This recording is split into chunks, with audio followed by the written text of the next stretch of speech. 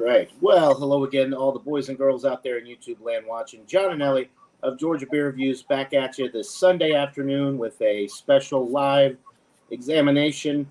I'm being joined by Ian over here to my right, and Michael Komaroff down on the bottom. Ian is in New Jersey right now, or Pennsylvania. I don't know why I always get mixed He's close up. to the Jersey border. Is that correct, Ian, that you're not far from Jersey?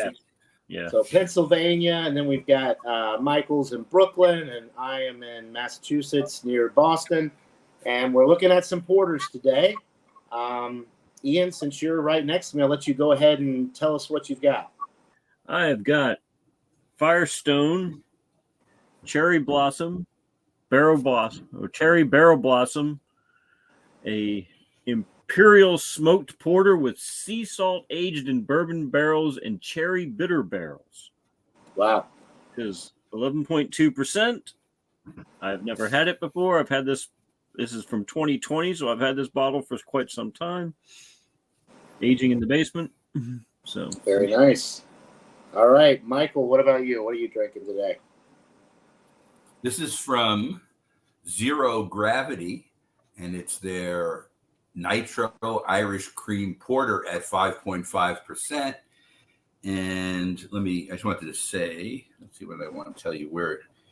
I think it's from Vermont. I think they are from Vermont, from Burlington, Vermont, which is kind of a big beer brewing city, I think, from what I've heard. They do have several breweries. This I think is the second or third Zero Gravity thing I've had, but it should be interesting. And this is the lowest of the three ABVs that we're doing today. Okay, nice. I've had a lot of beers from. Might be good. Yeah, it sounds good. Irish cream porters sound really good to me. 9 times out of 10, pretty good. So hopefully that's a good one. I've got a beer from Treehouse. This is the Vanilla Bean Catharsis, 7.4% alcohol, and it is brewed with Madagascar vanilla beans, and they use chocolate and caramel malts, and that's pretty much all the information they give you on the label. I've had this in the fridge for a while, so it got a little age to it. It doesn't have a specific date, but this is from last year. It says autumn of 2023. So probably 6-7 months on it, maybe more. I don't know, because there's not a specific date. But anyway, I've had it. John, before we start, a quick aside. Mine has Tahitian vanilla in it. Okay, so we'll have to compare the Tahitian and the Madagascar. We'll have to see if there's any difference in the vanilla taste. Right. All right, well, let's go ahead and crack them open, pour them up, and then we'll go back around. You can give your aroma and initial assessment, and then we'll go from there. So I'm going to pull you up, Ian, first, and let you have the floor. Tell us all about your Firestone Walker. Okay. So it pours with a relatively minor of a head.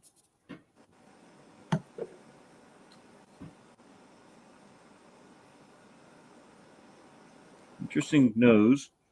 You definitely smell the bourbon barrel in it.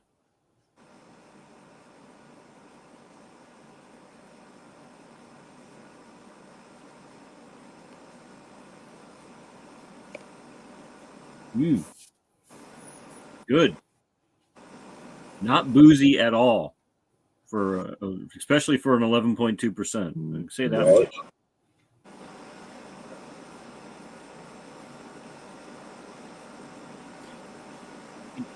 The flavors are very subtle, so it's not overpowering.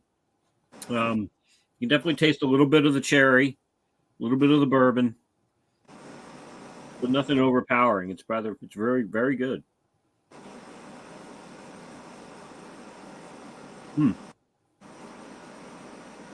Yeah.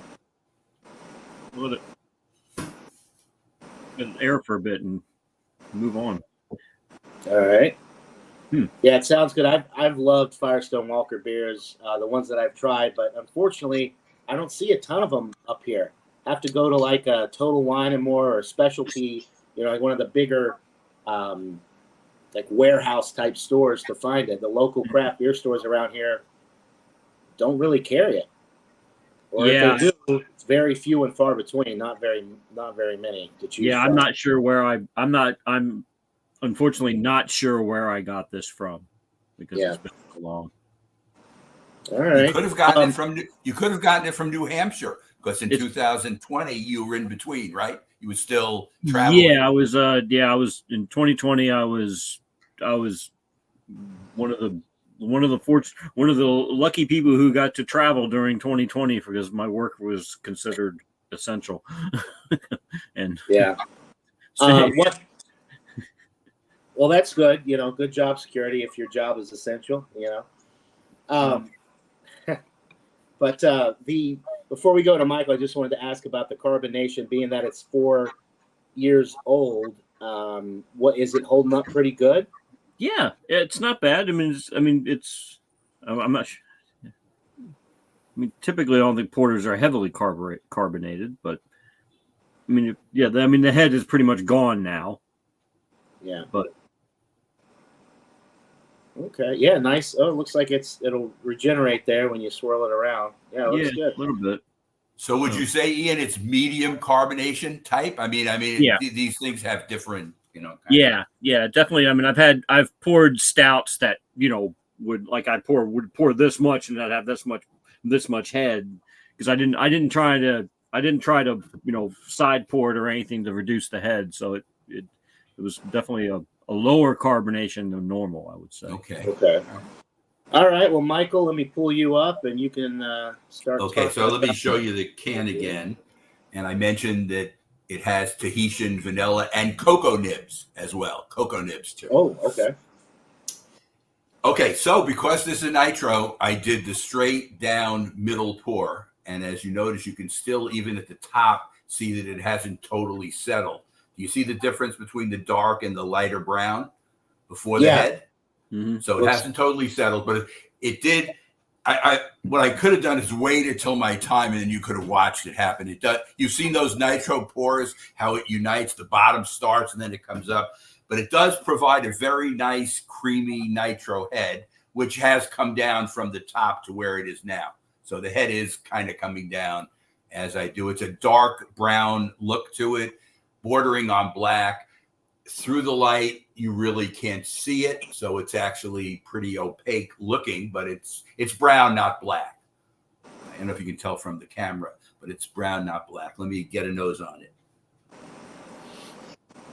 Okay, so the main thing that I'm getting, you're getting the roasted malts before the vanilla, but maybe the roasted malts kind of combining with the cocoa nibs to give you kind of like a chocolate kind of feel to it.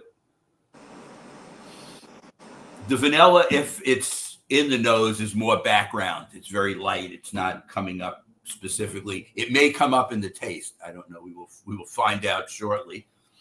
Let's see if I'm getting anything else. Getting a very clean kind of smell to it. But it's funny now, in a porter like this, cream porter, it's interesting that the roasted malts would be the first taste I get, since there are additives. You'd think the additives would have more of an effect on it, but I don't know. It depends in the brewing, maybe not so much in the nose. Well, I guess we should get to the taste. So cheers. Cheers, Michael.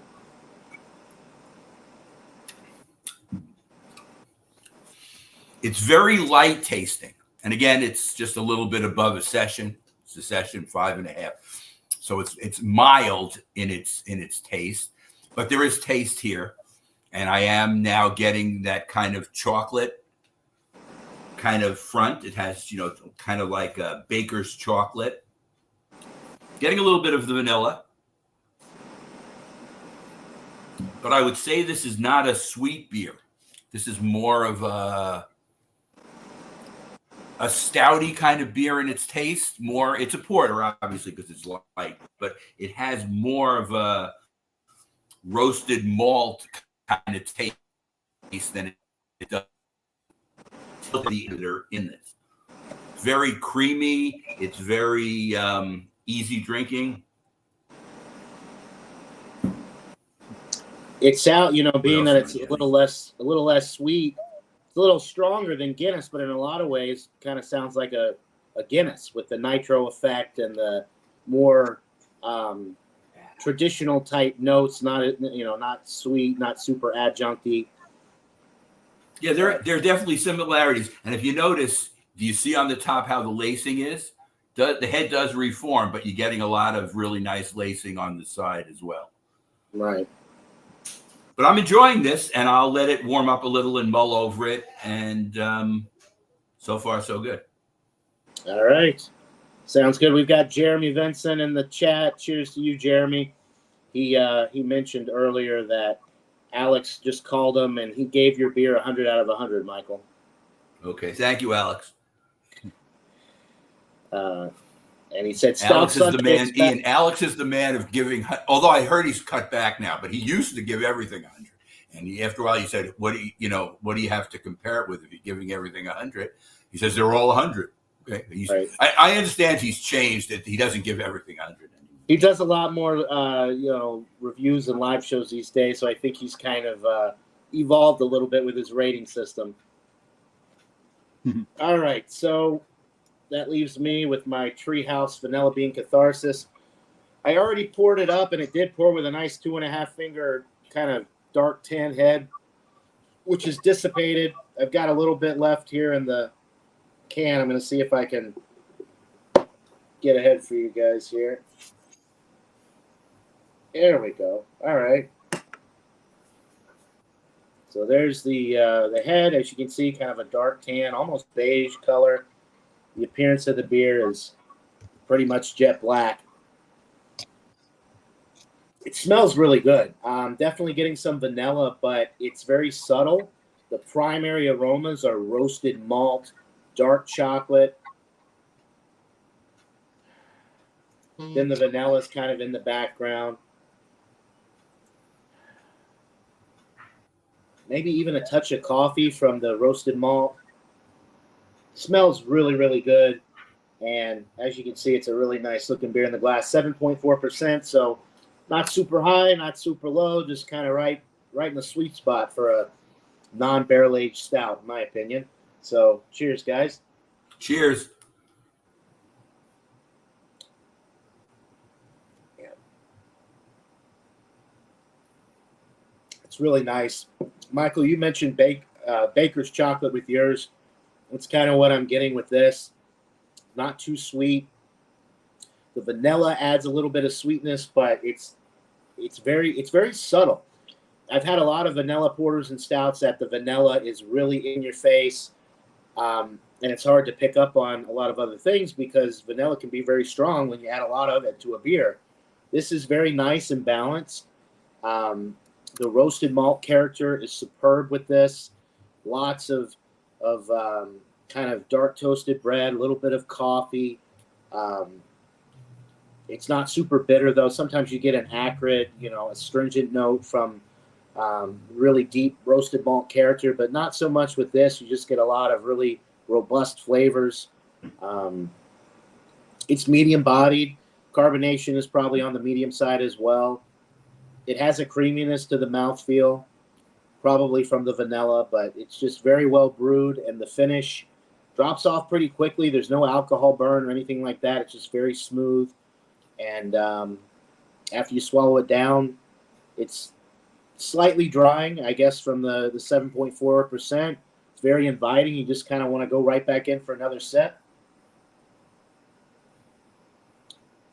I have no complaints. The only thing I can say, I say this with most of the porters and stouts that I review, is it would be better if it was barrel aged, probably, but it's a really good straight, well, not totally straight. It's a great porter with the vanilla bean in there. Really kind of adds a nice quality to it. But yeah, really enjoyable beer. I'll keep sipping on it, and when we come back around, I'll think of a rating. But really enjoyable stuff. I've never really had much to complain about with Treehouse beers. So, and this one is right along the lines of the ones I've had before. And Jeremy agrees. He said Treehouse makes some great stuff. Yes, they do. Jeremy. Yes, they do. All right. So now we'll open it up. We'll go back around. We'll kind of give some more thoughts as we continue to drink on these beers. And whenever you guys feel comfortable throwing out a rating, we can do that.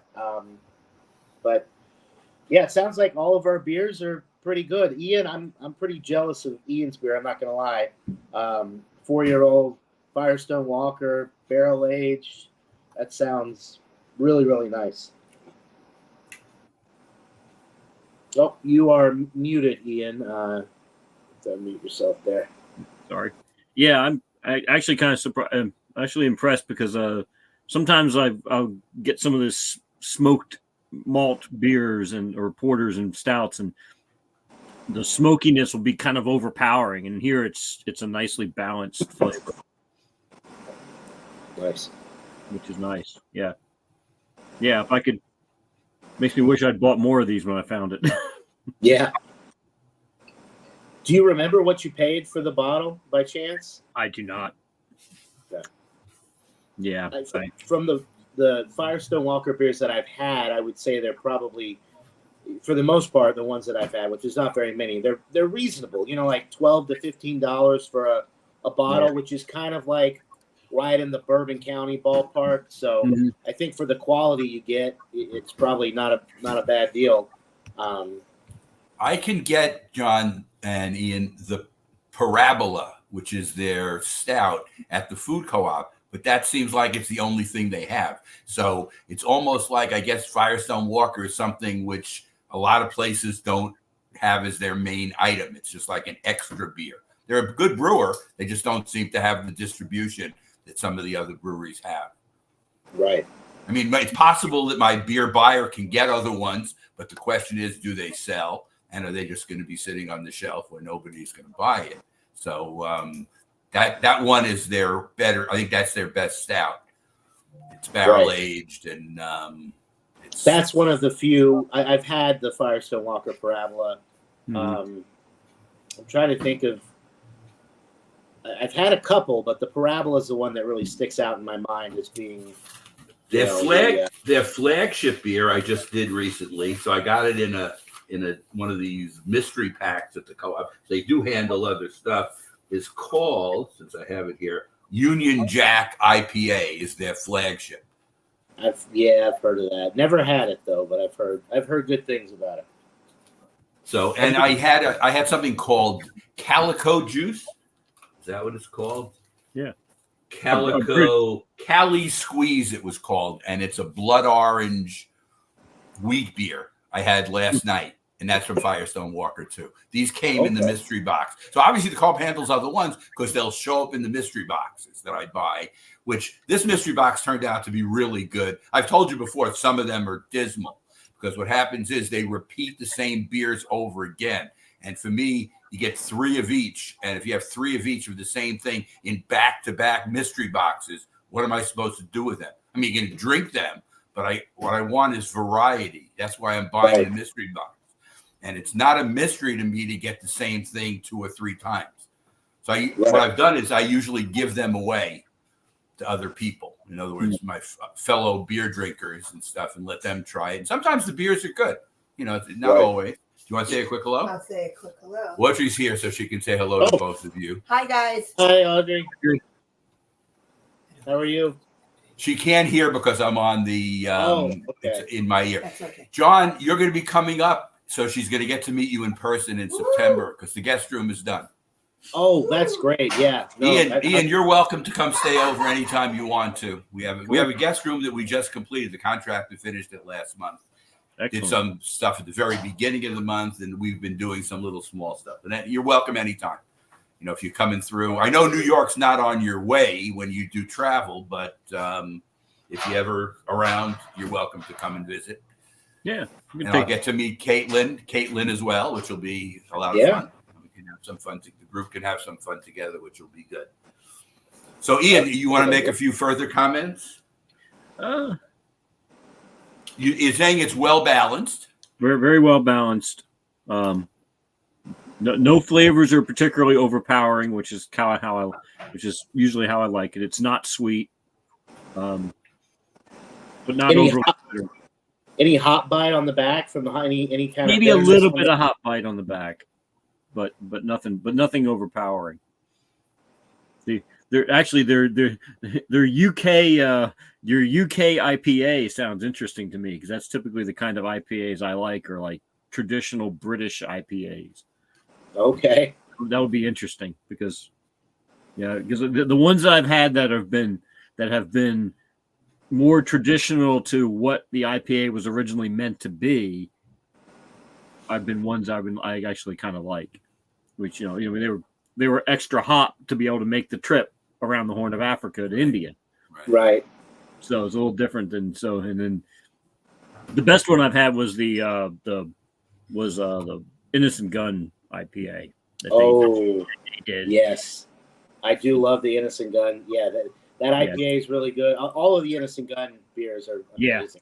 Yeah, the Toasted Oak IPA was like one of my favorite. It was like one of my the only IPA that I actually like actively seek out when I can find it. But have you had the IPA from Amagon, which is more of like a Belgian? It's not Belgian style because it doesn't have the yeast in it, but it's less hoppy. In other words, it might be more to your liking, Ian, because but it's not British. So it's like they have their own little spin on it, but you definitely wouldn't say it's similar to all the old well before the New England style even started, just all those West Coast IPAs that we had, which were really hoppy. Some were high IBUs and some were not as high IBUs. Some were not super bitter, but you had that they were always either very grapefruity or that kind of IPA, which is IPAs I drank for years.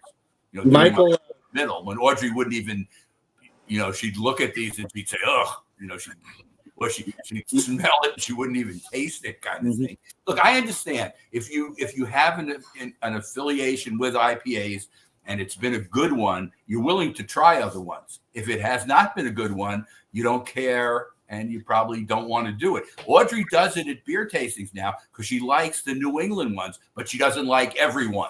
Depends how they do it.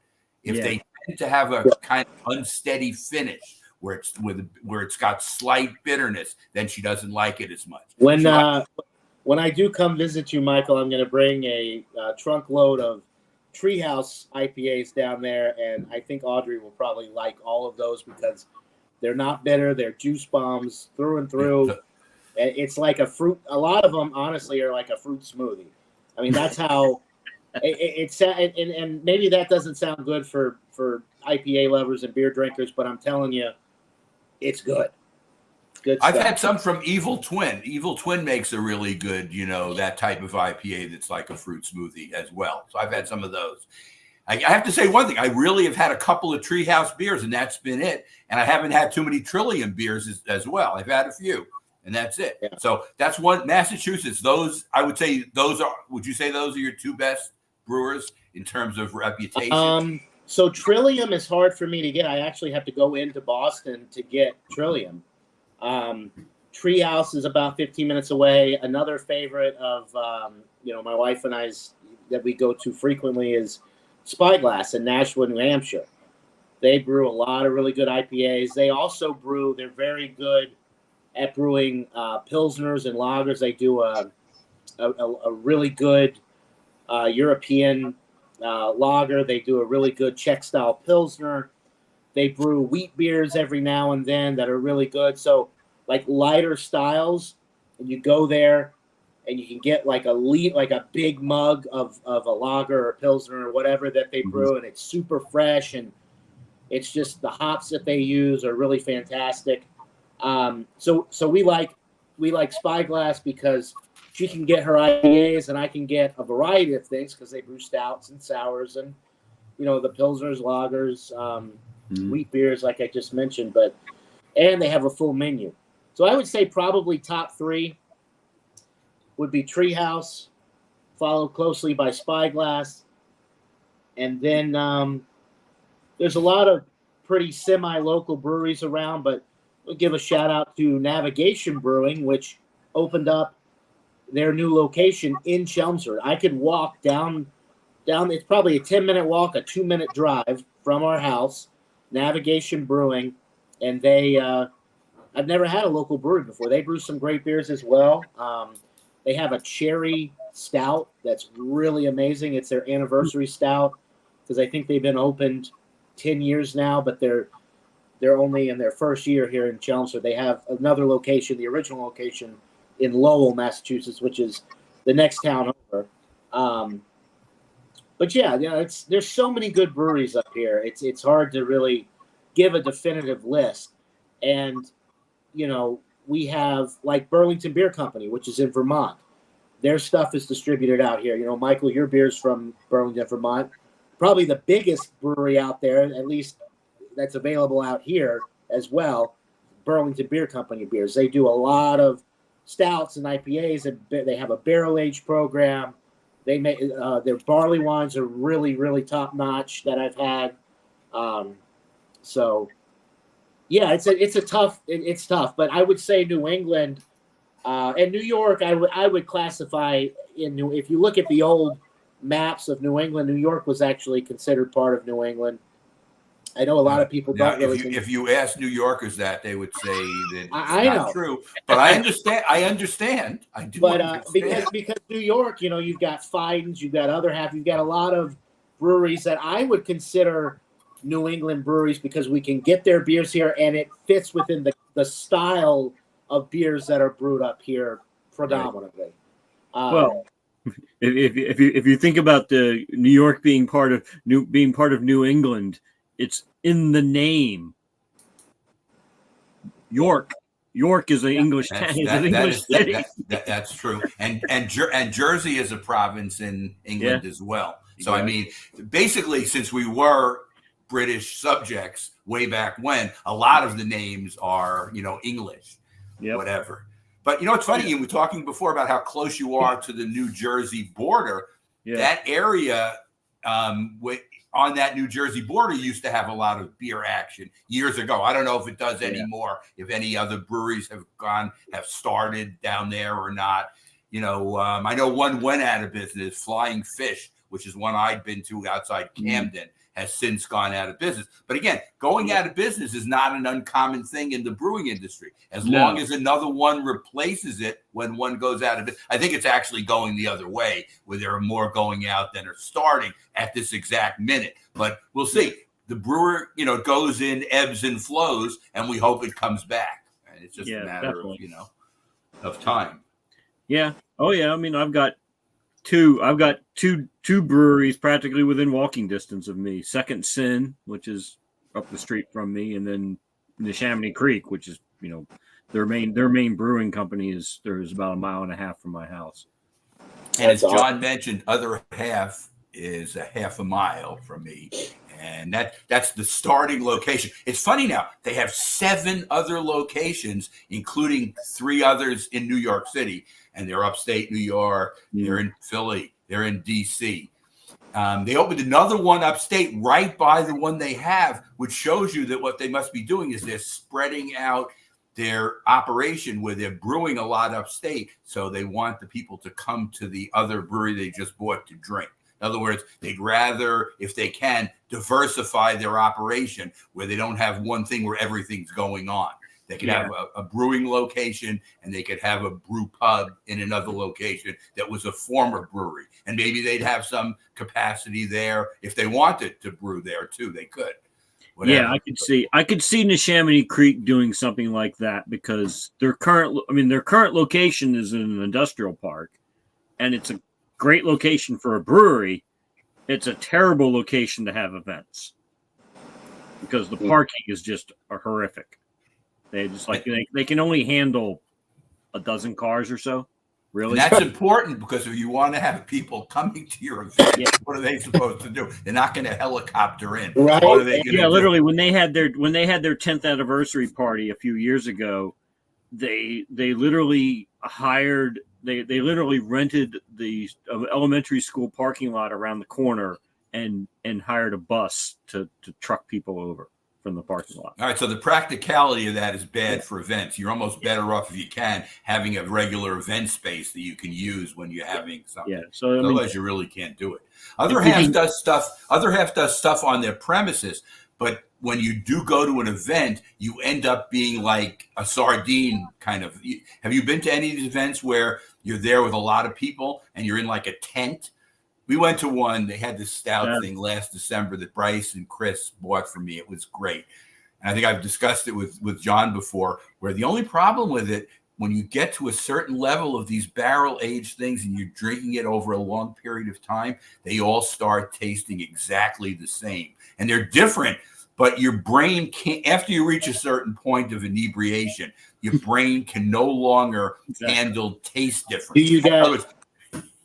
Yeah. Do you guys use, like, do you cleanse your palate in between all of these? No, like, I was drinking water on a regular basis, and it was fine at the beginning. Now, we are talking about the fact I had 18 different ones over the course, and I wasn't spitting it out. So, in other words, I was drinking the whole thing, and everything was over 13, 13 and a half, 14. And they had a terrific variety. But the way to do these events, and it wouldn't be practical for the brewer to do this, is to have it over a 3-day period or a 2-week. It's spread out the time. But they want to make money. They charge $80 a head, and they want to make maximum money. But the point I was making, in the tents, where you have 12 different brewers with little stands, and all the people are trying to get at the beer, and you can't move your elbows because there's people right behind you. We ended up, when we went into that first thing, we tried a couple of things. They were really good. And we said, we can't take this anymore. They have 3 other locations, one right in the main brewery. We stayed in the main brewery because at least there they had just as much beer, but you could get a seat. And that's another thing. You had a stand in most of this. There were no chairs. The only like festival like that I've been to was one in I guess. What the hell is that name called? Asbury Park. What's the venue? There's a big venue in Asbury Park, and that's the Jersey Shore. Yeah, northern New Jersey Shore area, and we went.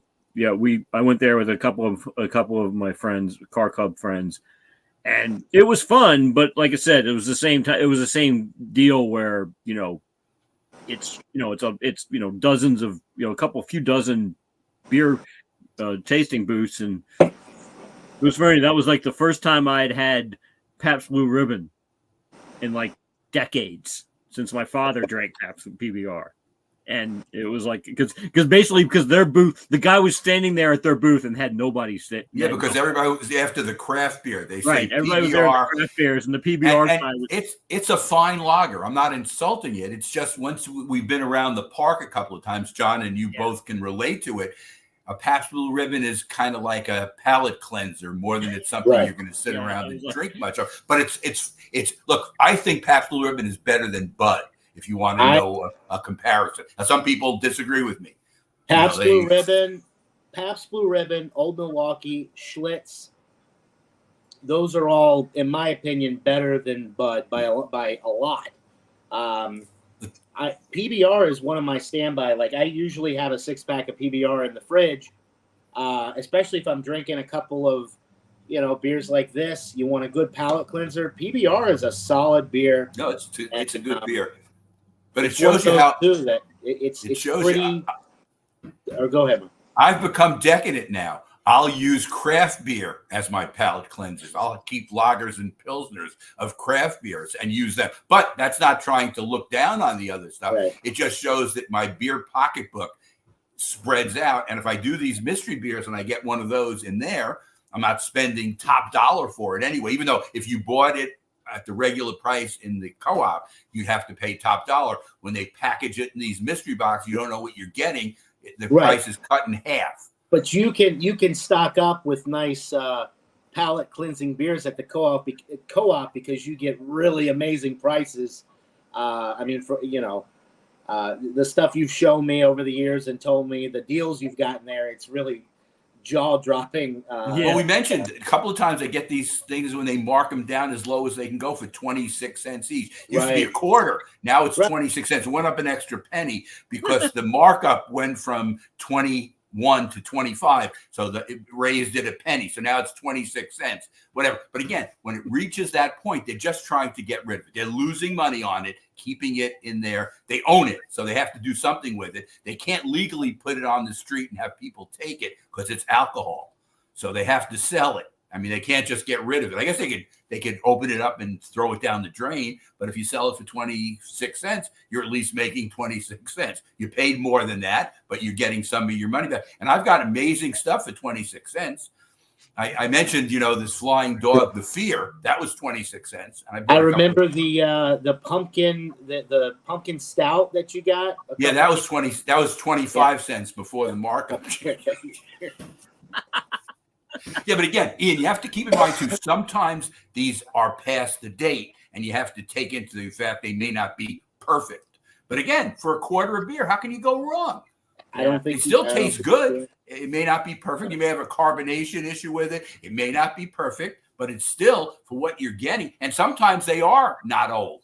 The beer buyer either bought too much or they made some kind of deal where if you took extra cases of it, she may have gotten a break on something else. So, in other words, when you do your bottom line and do these things, she may say, take 5 extra cases of this. We got to get rid of it. We'll give you 20% off on something else you're buying. And the bottom line is we know we'll be able to sell it. And it didn't start out at 26 cents. They try to sell, it goes in a price thing, $1.03, 78, 52 down to 26. They try it in all the different brackets. And if it continues to sit there, it goes, and that's as low as it goes. And they'll just leave it there until it sells. And it eventually does sell out. That's how the co-op operates. Yeah. Right. So do you want me to give you some other thoughts on mine as it was? Or? So we got Drunken One. We got Alex in the chat as well. And Alex, it's perfect timing because he just was asking what beer we're drinking. So Alex, we're going to go back around, mention our beers again, and give our final thoughts and ratings on them. So Michael, I'll pull up the name again so Alex can see if he's interested. Okay. Drinking Alex, I am drinking a Zero Gravity Nitro Irish Cream Porter from Burlington, Vermont. So if I don't know about Southern New Jersey, Alex is in Southern New Jersey. I don't know if you can get this there or not, but it seems like Zero Gravity at least has distribution through the New England states and into the Mid-Atlantic, which is what I call New York, New Jersey, and parts of Pennsylvania. I've had Zero Gravity beers before as well. They're the Zero Gravity Lager. I stayed away from it for the first couple of years I was up here because I thought it meant it was a zero alcohol beer, and then I realized that it was just the name of the brewery. So I tried it, and I thought it was really good. Okay. See, it's funny. So when a company comes up with their original name, they should take that into account, that somebody might look at that and think that's what the beer is going to be like, and that won't help their sales if other people think the way you did because you kept away from it, kind of thing. Right. Whatever. So I'll give you a little bit more description as it's gotten a little bit warmer. Yep. I don't know if I mentioned the carbonation on mine is a little between low and medium. So it's not quite medium. It's more of a lower. And considering that it's a nitro, you'd think the carbonation would be more ramped up, and it's not. So basically the nitro is more in the creaminess of the beer than it is in the carbonation. But the carbonation is still fine. In other words, it's got carbonation. You can taste it. As it warms, I am getting more of the vanilla and the cocoa nibs in the taste.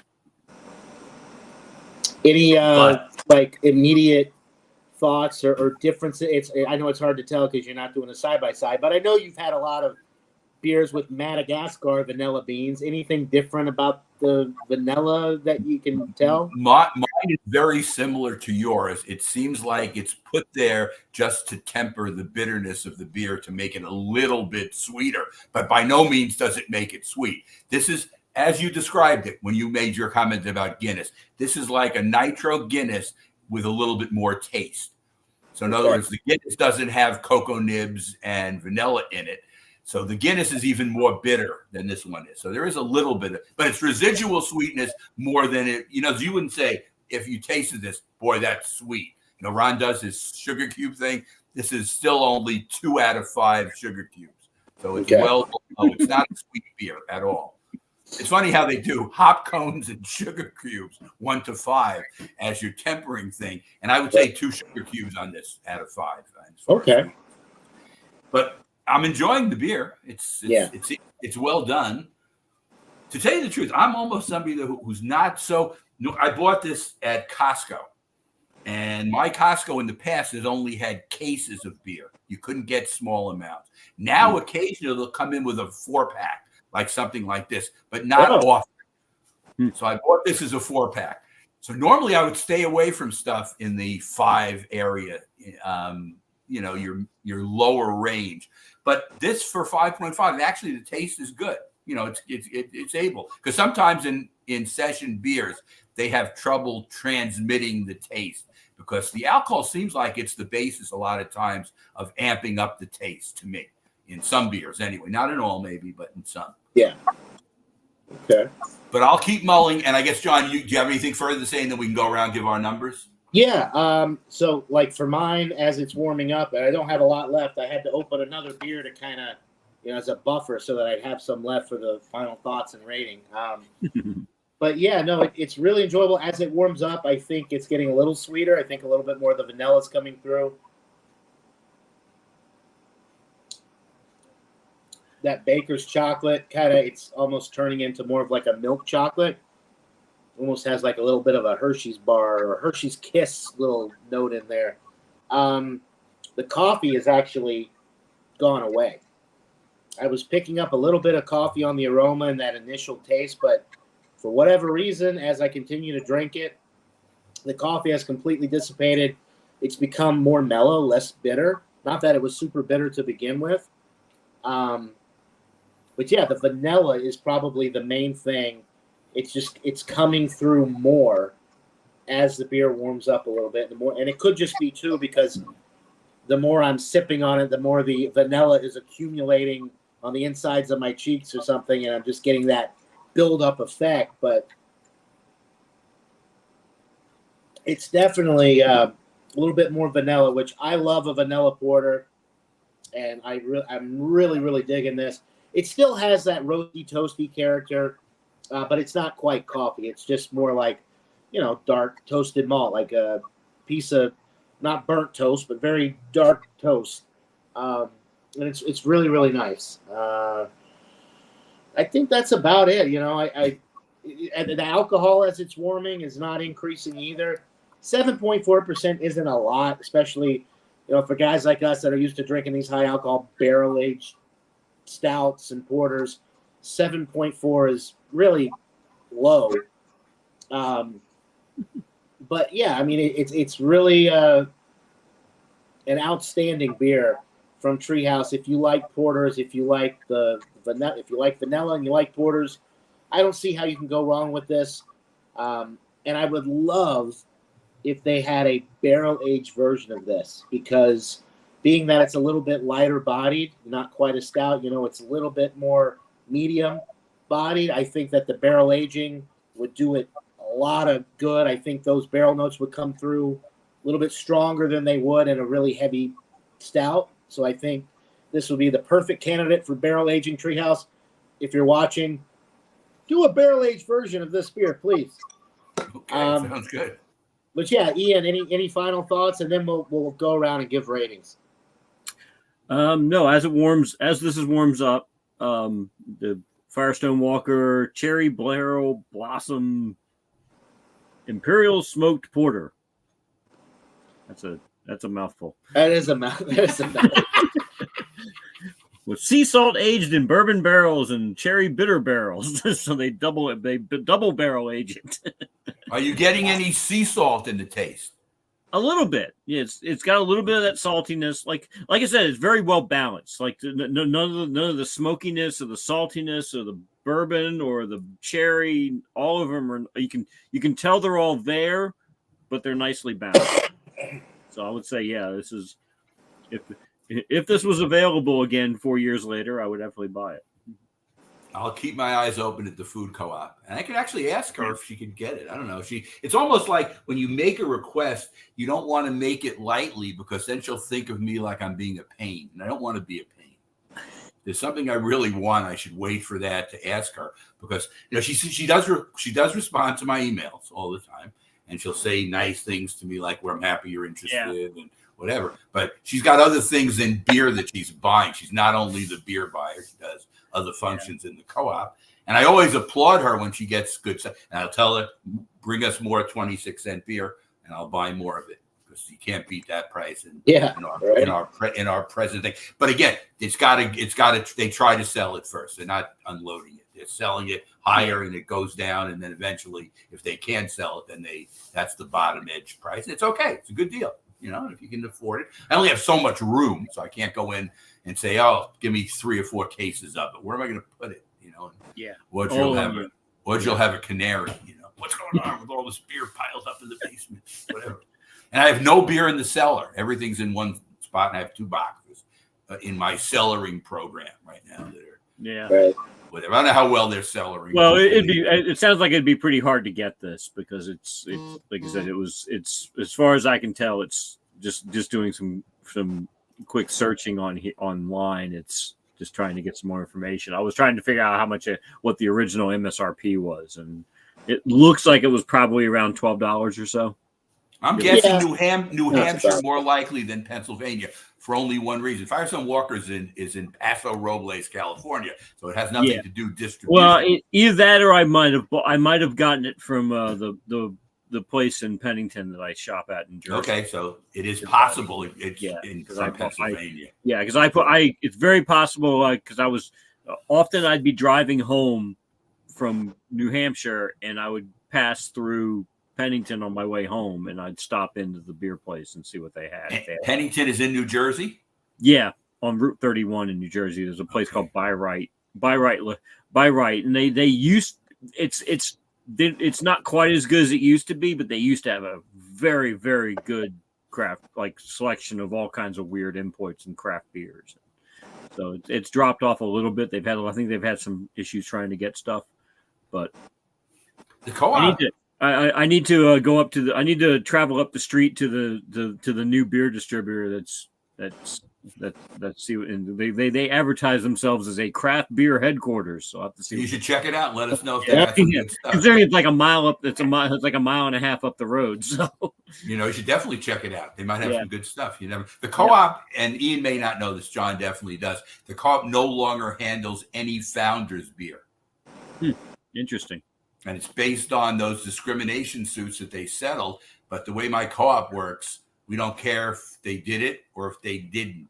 Just the fact that they were accused of doing it twice. It wasn't just once. It was twice.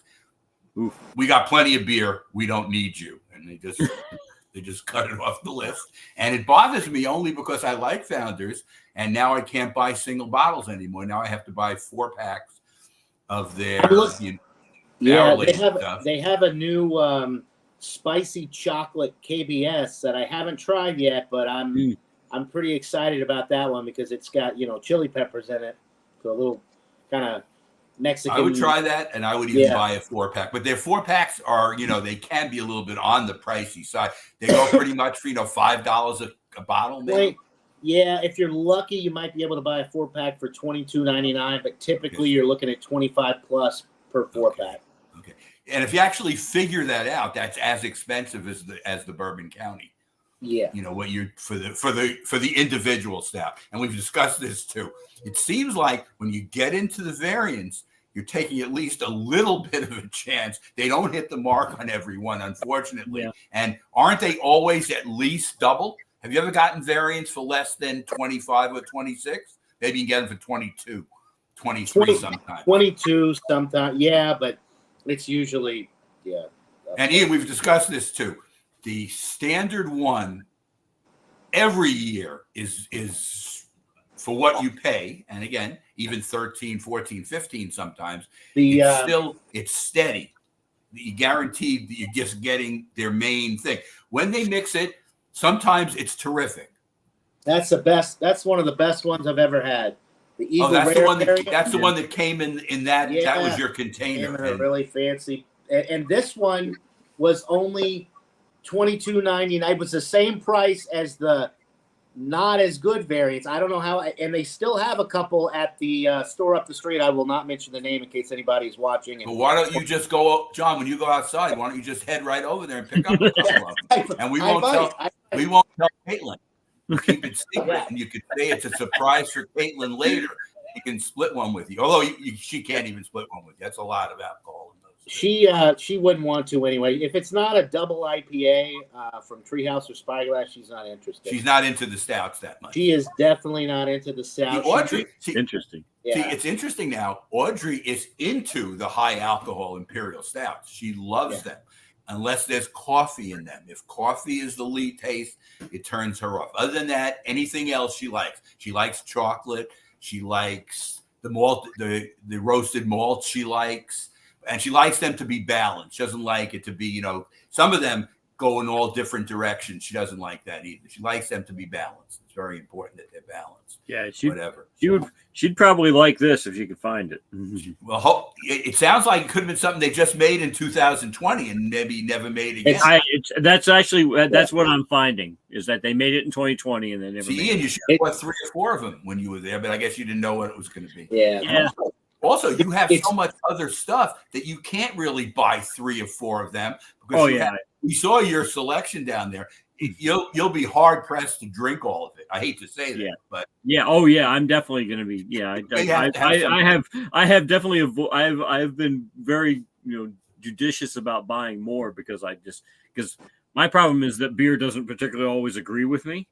Okay, it makes it very hard for me to sleep. So actually doing this now is probably fine because it'll be out of my system by the time I go to bed tonight. So the evening ones are not as good for you then if you're drinking high alcohol. Oddly enough, yes. I understand. And I like the day ones because now you have the rest of the day to do whatever you want and you're not really. Right, yeah. Because John and I were going to do this last night, but I had just eaten and I was full and I wasn't sure how fast my food would settle. Right. And sometimes if you're not settled to drink beer after, you get really full. And it's not a comfortable thing. So do you want to go around now and give our scores? Yes, let's go around and give our final thoughts and ratings. And we're going on an hour, so we'll wrap it up.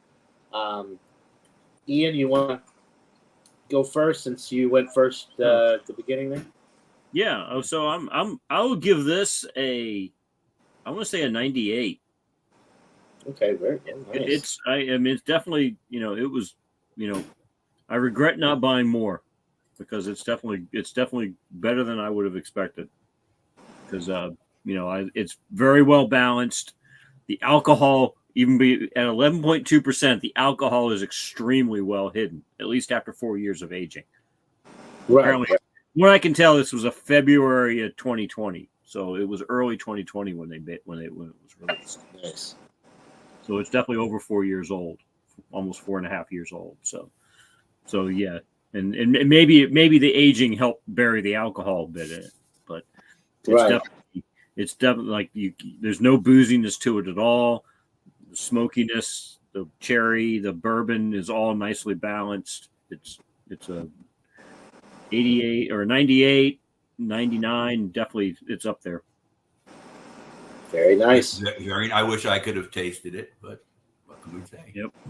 If I ever do come across one, I'm on my way. You're only 5 hours, 6 hours from here. You can't get there before he finishes it though. He's only a couple of sips away. No, he's a little further because we're probably close to 5, and Ian is another 2.5 from us. Well, I've done my house to Portsmouth in 5 hours. Yeah, but you were tooling. No, Speed limit? It was leaving my house at 4 a.m. Oh, okay, all right. So it's driving straight to New York City and crossing the George Washington at like 5:45 a.m. Okay, so it's a timing thing. If you get out before the other people do, whatever. Yeah. John, when you do time coming here, it's very important how you time it because the New York City rush hour by itself, as Jay will tell you when he came in that storm. It can be very bad. He picked up James P. in New Jersey too, which made it a little bit harder. He was Yeah. hanging out with him, and then he got caught on the George Washington Bridge in like that's hurricane-like winds. It wasn't a hurricane because it wasn't high enough, but 60-mile-an-hour winds on the George. I'm sure it was moving. Yeah, that's scary. And he made it to the beer tasting for the last 5 beers out of, I think, 14 or 15. So he did get here. Right. But those are the only 2 people, John, that I've met from our gatherings on the internet through right now StreamYard. It used to be Google, right? Yeah, that's right. That's it. Just James P. and Jay. That's You've met Jay twice, though, too. But you met him twice. I met Jay 2 different times. Yeah. And I'm looking forward to meeting you this fall, which will be exciting. I'm looking forward to meeting you as well. I've met Ian many times. I haven't met this vintage Ian, but I've met the I mean, I haven't seen you in 40 years. I haven't seen him in 40 years. I haven't seen him in 40 years, but I met the Ian in his early stages. Ian, you were very shy when I knew you, but I was your friend kind of, so I think you weren't as shy with me, but you were generally shy. I found you shy. Well, I can't remember. We moved around so much when we lived in Atlanta. I met him in his so much. I met him in his Atlanta stage when his parents lived in the suburbs of Atlanta. That's when I knew Ian. I was only there for 3 years, but I was saying to Audrey before that I knew the early. Have you ever met? You've never met Audrey. Me? Yes, you did. We came down to visit, so you did meet Audrey. Okay, so we saw Ian in when you were in your. How old were you when we came down to visit? Right before I got married, we saw you. So 12 or 13. Over 40 years ago. Yeah, 12. I was 12 or 13. Wow. It was early 80s. We've been married 42 years now. So yeah. And I remember going to your house when my parents were at your wedding, but they left me at the house. Right. So I stayed at the house while you guys were off at the wedding. It was interesting. Your father never actually made it to the wedding. If you didn't hear the story, that I didn't remember. Yeah, he went out on. I'm not going to call it a bender because that's unfair. But he didn't. Your mother was there and stayed, and your father was taking a smoke break or whatever you want to call it. Whatever. We found him later, and it doesn't matter. I'm not trying to stir up bad memories. Whatever. No, but John, he was. They were all. My mother would probably remember if I asked her about it. But okay, I think he eventually did require some digging. But maybe you're better off not saying anything because those are not good memories necessarily, for sure. His mother is a great woman, by the way. But I'm just saying, his father's not a bad man, but it's just he's different. My father was not a bad father. I'll say that much. I mean, okay, and that's important. He had his own. He had problems. He had some quirks. He has his problems, but he was not a bad problem. He was not abusive. He was not, emotionally abusive. As a father, he was actually pretty good because we did a lot of stuff together. He was because I moved around so much when I was a kid that essentially my parents were my best friends. I got it. So we did a lot. I always did a lot of stuff with my parents. Well, I'm happy that I was able to be part of your early experience when I did meet you and whatever. And it's nice that we've rekindled this over beer, which, as you've noticed, is one of my main focuses right now in my life. Since I've been retired now, Ian, and it's as of today was the last day 18 years ago that I drove a bus in 2006. So I've been retired 18 years. Today is the anniversary, huh? Now, I was paid longer because you get your paid vacation after, and I think I had like 7 weeks after. It went till August 23rd. I was still being paid, but I didn't drive a bus after today. And by going those extra few days in that last week, I got an extra week of 40 hours of paid time. Yeah, with the way they do the contract. Drunken one. Getting mushy here. Drunken one. This is the way to wrap up a beer tasting. We have John and I haven't given our score yet, but we do this. It's a melodrama thing on the end, and it just makes it more interesting. Right. I've never met Drunken One either, but he's another character. I have met Drunken One, and he's quite the character. Is he a character? No, he's the same as he is on. He's No, but he comes across like a character. I like him. he's a good guy. Yeah.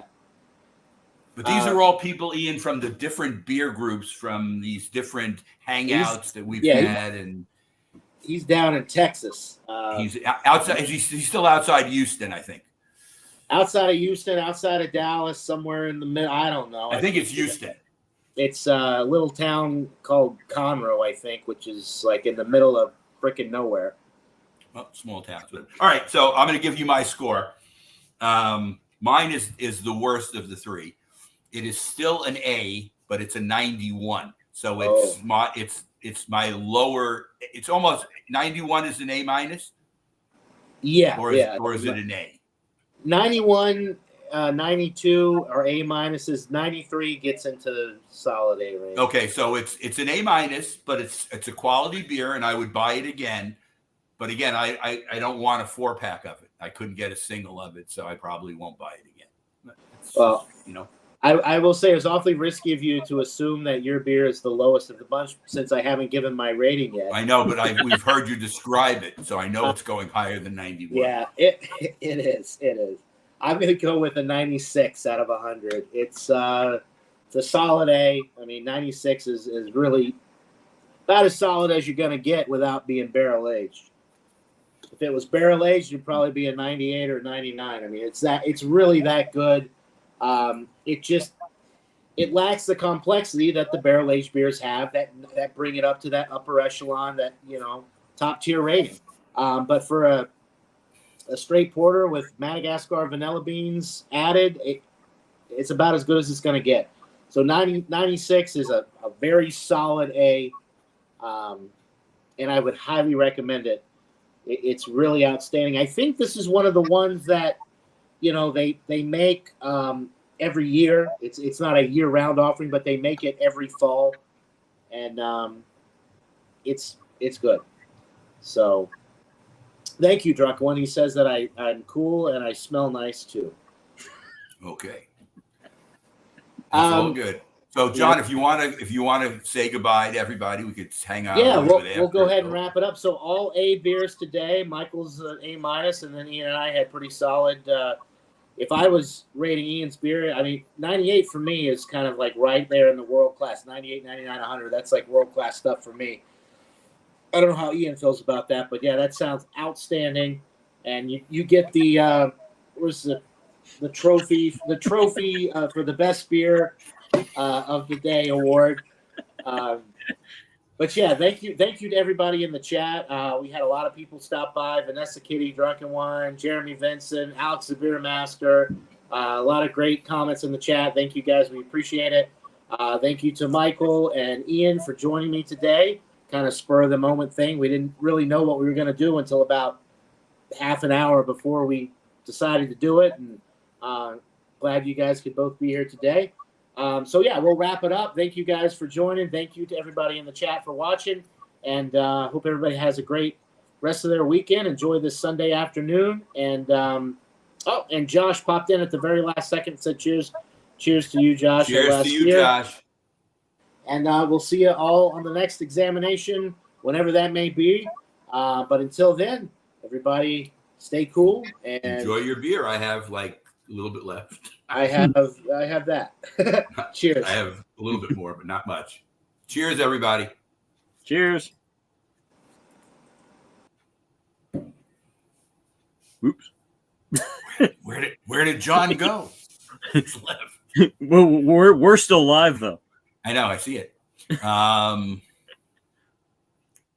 Now he's coming back. Let me end it now. Okay, because it didn't go off. You just left. I exited the stream without ending. All right, here we go. Okay, Goodbye. we got it. Take care, guys.